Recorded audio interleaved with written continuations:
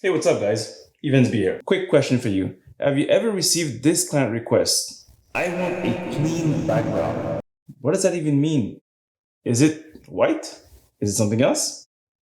Let's figure it out. So to give you more context, I was recently shooting a collaboration with Jashel, another YouTuber with a white background. And I had a good idea to decide to show you guys two very simple ways I use in this shoot in order to create a white background.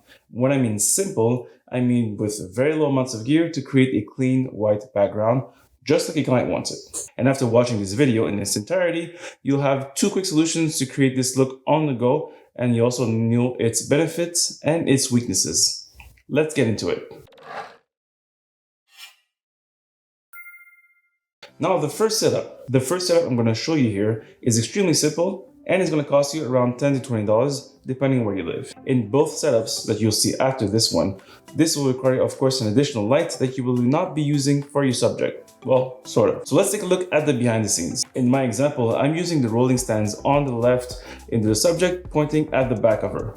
But having light on the side is a little problematic as it can create some uneven light. So basically, you'll see some shadows and some shifting grays someplace that you don't want to see. And if I ask a future you that'll be editing these photos, you won't like it. So in my opinion, what is even better is to use a mini light stand. Why? Well, I got three reasons. First, in my field experience, which is mostly headshots, white backgrounds are usually meant for, as you guessed it, headshots, meaning the space below the waist, or here, is typically it's free real estate. And having the space below the waist allows the light to be much closer to the background versus having something to the point of the left. And having a light closer to the background means you use less power to get the same shot.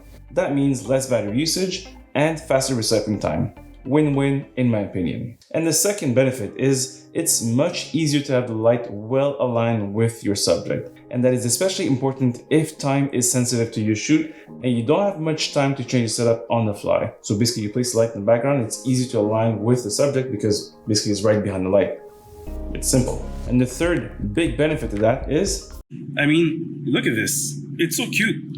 You want one. And also a big pro tip, if you want to make sure your stand doesn't collapse because it's quite small and quite fragile, use a sandbag or even attach a Manfrotto counterweight to secure it. Yes, it's a little more cost, but it's going to make sure it doesn't move, it doesn't fall. And your light too, you don't want to break it. Now the second setup is a little more complicated in terms of gear. You'll need either a large octabox, I personally suggest a minimum of 35 inches or larger, or a large umbrella. And as you can see here, I'm using a umbrella, very large, again, I think it's 67 inch, I believe from Strobe Pro, with a diffusion panel on top of it. Now you may ask, why the hell would you use an umbrella? Well, just hear me out. There are two big advantages to using an umbrella or a large octabox. The first one is, because the light modifier is large, you can cover most of the waist up of the body, which is great. But its biggest advantage is that you can control the amount of power that you get out of your quote-unquote background. It's super easy and you don't have to guess anything. You basically have to adjust in camera or on top of your controller. I mean, you find the light too bright, just dim it down. You find the light too low in power, I gotta pump those numbers up. Those are rookie numbers in this racket. you find the light too close.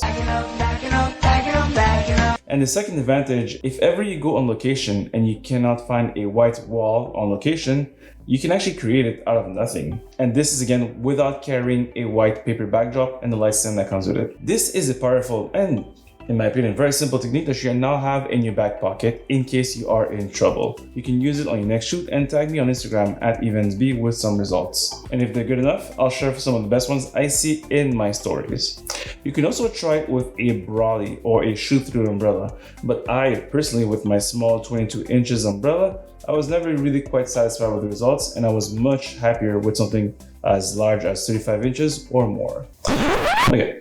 So now I can hear people in the back screaming at me some obscenities. Yes, there are more advanced techniques for even cleaner results, which we'll explore in the near future, but they're more complex, and the promise here was very simple and two ways. I'll be releasing that video in the next few weeks, so make sure to click that little subscribe button and the bell to get notified when it gets released. And now I have a question for you. Out of the two techniques that you just saw, Which one do you think is actually more useful or you'll maybe use in your next feature shoot? Do let me know in the comments below. I'm curious to see like if you have another simple technique or which one is preferred. Let me know. And also, if you do not own a mini light stand or maybe even a large like 5 feet or 67-inch umbrella, I left some links in the description below so you can actually find them at your favorite store. And also be linking the ones I'm exactly using so you know exactly what you're getting. Again, this has been Yvens B, Montreal photographer, with 2 setups for a very simple white background. And remember, together, let's light the world. Cheers.